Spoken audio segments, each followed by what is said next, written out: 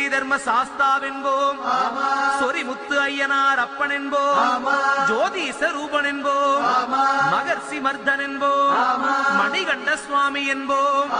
சுகுணவிலாசன் என்போம், சுந்தர ரூபன் என்போம், ஜாதி மத பேதமில்லா கடவுளாம், சத்திய வடிவான தெய்வமாம், ஆபத்தில் காப்பவனாம், அன்னதான பிரபுவாம்,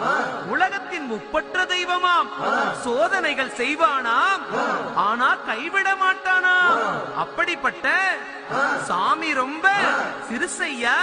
ஆனா சக்தி ரொம்ப